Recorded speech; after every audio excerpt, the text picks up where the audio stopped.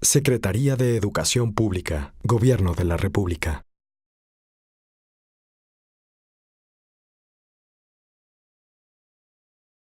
Cuando hablamos de la reforma educativa y hablamos de la transformación que hoy estamos viviendo, tenemos que hablar de un cambio integral y profundo del sistema educativo. Eso es lo que genuinamente es la reforma educativa. Sin duda, y ahorita hablaré de ello, las evaluaciones son un tema central y una pieza muy importante del proceso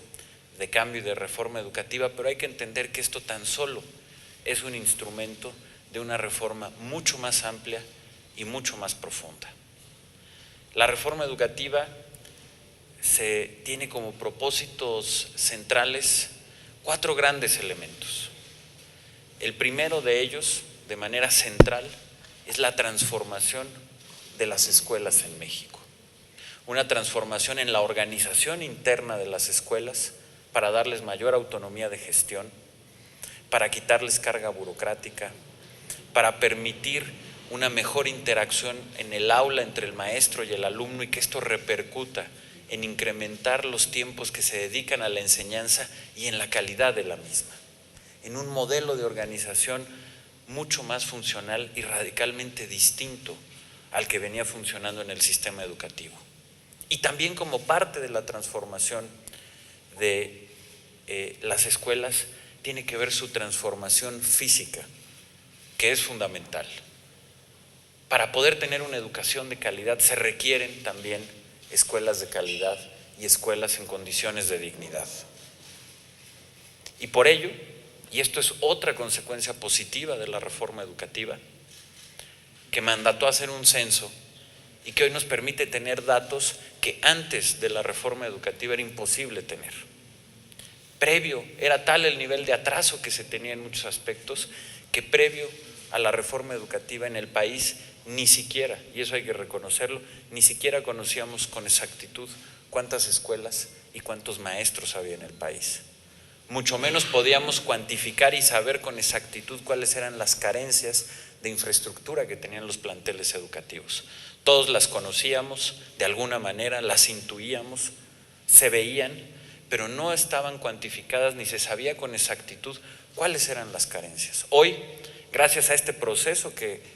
ha logrado la reforma educativa, hoy sabemos con toda precisión no únicamente cuántas escuelas hay en el país, sino también, por supuesto, cuántos maestros, pero además hemos logrado hacer un diagnóstico mucho más preciso de las carencias que tienen los planteles. Hoy sabemos, por ejemplo, que desafortunadamente el 11% de las escuelas del país no tienen baños.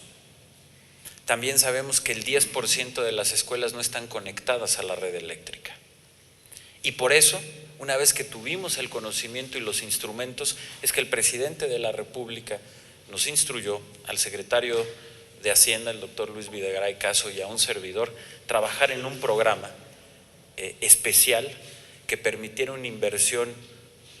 adicional y extraordinaria para poder arreglar y dejar en buenas condiciones las infraestructuras de las escuelas que más lo necesitaban. Y así es como la Secretaría de Hacienda presentó un mecanismo financiero novedoso, innovador, que hoy nos permite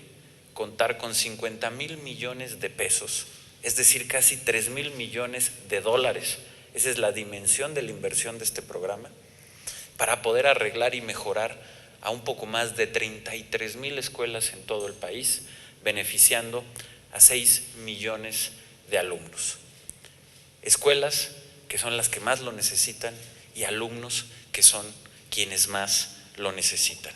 Y ese es un pilar fundamental de la reforma educativa, esta transformación física de las escuelas que viene acompañado con la transformación de la organización de las escuelas, y por eso decimos que un paso fundamental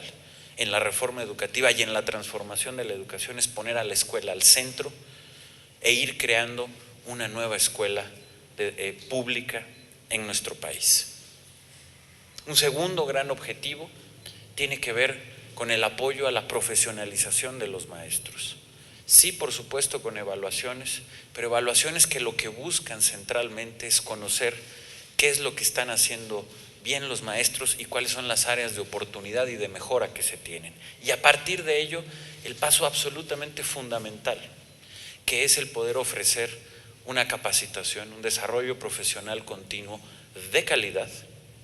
que permita al maestro mejorar y que eso tenga una traducción directa en el aula para que los niños puedan estar recibiendo una mejor educación. Ese es el fin de una profesionalización, por supuesto acompañada de un nuevo sistema que lo que premia es derechos y obligaciones de los maestros muy claros, transparentes y que además pongan en el centro el mérito y el esfuerzo de los maestros para poder hacer una carrera profesional, que no quede sujeta a diversos asuntos como favores políticos o de otro tipo, sino que sea el mérito y el trabajo del maestro el que le permita desarrollar esta carrera enfocada a siempre mejorar o poder tener una mejora continua profesionalmente y que esto se refleje en lo que más nos importa, que es cambiar la educación de los niños y de las niñas y cambiar la dinámica de las aulas. Un tercer objetivo fundamental tiene que ver con los nuevos contenidos, los nuevos planes y programas y por supuesto el modelo educativo que se deriva de esta reforma educativa que hemos planteado. Y esto, como lo he venido anunciando, lo estaremos presentando próximamente, en donde estaremos con mucha claridad presentando el modelo educativo que se deriva de esta reforma, poniéndolo ya en blanco y negro, y por supuesto la presentación de los nuevos planes y programas que estarán implicando los nuevos contenidos, los contenidos que se requieren para las competencias, las habilidades en el siglo XXI y por supuesto también la pedagogía que queremos construir como parte de este cambio educativo. Y finalmente, por supuesto, el que estos cambios y estas transformaciones lleguen a todos los mexicanos, es decir, que este sistema educativo sea más incluyente y sea también mucho más inclusivo, que es fundamental. Desafortunadamente, las desigualdades que tiene nuestro país se han reproducido en el sistema educativo. Y si queremos romper con esas desigualdades, una manera central de atacar el problema es rompiendo con la desigualdad que existe en el sistema educativo y que nos permita llevar mejor infraestructura, mejores maestros, mejores contenidos, mejores escuelas a todo el país, pero además y de manera particular en las zonas más desfavorecidas y que más lo requieren. La solución, el camino para transitar y solucionar y poder disminuir la desigualdad en el país tiene una respuesta en la educación. Y por eso nosotros insistimos que la reforma educativa no es el problema, la reforma educativa es la solución. Poder llevar este cambio y esta transformación educativa a todo el país, pero de manera central a las zonas que más lo requieren, que más lo necesitan, es un vehículo para romper con esa desigualdad. Si logramos llevar educación de mayor calidad, con mejores escuelas, con mejores maestros, con mejores programas y planes de estudio a las zonas más desfavorecidas, vamos a poder contribuir a romper con una desigualdad estructural que se vuelve muy complicado poderla derribar si no es a través precisamente de una educación de mayor calidad. Y por ello, partiendo de este enfoque integral, que es el que realmente contiene y tiene la reforma educativa, es decir, reitero y repito, mejores escuelas, mejores maestros, mejores planes y programas, mejores contenidos, una pedagogía de avanzada en el siglo XXI y por supuesto mayor equidad e inclusión en el propio sistema educativo es como vamos a lograr una transformación de fondo. Y esa es precisamente la pregunta que nos tenemos que hacer como país. Los retos que hoy vive nuestra nación, los retos en un mundo globalizado, de un país que tiene una gran cantidad de tratados de libre comercio, uno de los países que más tratados de libre comercio tiene en el mundo, que estamos integrados a las principales zonas económicas del mundo, estamos integrados a América del Norte, estamos integrados en América Latina particularmente con la Alianza del Pacífico, por supuesto también con la Unión Europea, con Japón, todos países y regiones con quienes tenemos tratados de libre comercio y próximamente, si prospera, también seremos parte del TPP, es decir, de la región más dinámica económica de Asia. Frente a ese escenario de un país abierto, globalizado, que tiene que competir con las principales economías del mundo, la pregunta que nos tenemos que hacer es: ¿qué país queremos en el siglo XXI? ¿Queremos un país que pueda avanzar y caminar de ser un país de una renta media a una renta alta para sus habitantes? ¿Queremos un país que esté a la vanguardia del mundo, global, dinámico, compitiendo del tú por tú con las grandes economías del mundo? Queremos además que este sea un país con menos desigualdad, que sea un país más justo, en donde los ciudadanos puedan ejercer sus libertades con mucha mayor capacidad de lo que hoy tenemos. Queremos construir ese país en el siglo XXI, una democracia vibrante, exitosa, en donde todos puedan ejercer sus derechos y en donde compitamos, reitero, de tú a tú con las principales potencias del mundo. Si la respuesta es sí, si ese es el México que queremos construir en el siglo XXI, tenemos que estar claros que no es posible o no será posible construir un país con estas características sin un proyecto educativo claro y de gran potencia. Construir el México del siglo XXI depende de que podamos construir un proyecto educativo sólido, consistente, integral y de una gran potencia. En una sociedad globalizada, en una sociedad del conocimiento, no se puede aspirar a altos niveles de igualdad, a altos niveles de desarrollo, a altos niveles de competencia ni de libertad sin una educación de calidad. Y eso es lo que se busca y lo que se pretende con esta reforma. Un cambio profundo, estructural, en muchos aspectos radical, que permita que el sistema educativo del siglo XXI sea el eje del proyecto de nación que queremos construir como un país exitoso del siglo XXI. Y esa es la pregunta que tenemos que responder. ¿Queremos eso para México o queremos seguir atrapados en el pasado y en los parámetros de las condiciones del siglo XX? ¿Queremos dar este paso y este brinco del siglo XX al siglo XXI o no lo queremos dar? Estamos conscientes que para poder triunfar en el siglo XXI, el centro del proyecto de nación tiene que ser un proyecto educativo que permita que sea a través de la educación, del conocimiento, del desarrollo de la ciencia y la tecnología, que México dé finalmente el paso de ser un país en vías de desarrollo a ser un país desarrollado. Esas son las preguntas que nos tenemos que hacer y son precisamente también las preguntas que nos deben llevar a concluir que más allá de coyunturas, el proyecto de nación del siglo XXI de México depende de un proyecto educativo sólido y consistente, y que precisamente eso es lo que permite la reforma educativa. Y que por ello, como parte de esta transformación de fondo, lo que hoy presentamos, que puede parecer como un informe de trabajo rutinario, no lo es. Lo que aquí se está presentando como un ejercicio de rendición de cuentas y que además por eso se hace público y transparente,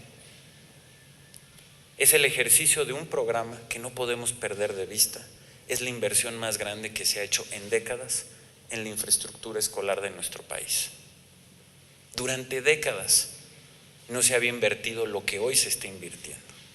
Y que este es un paso fundamental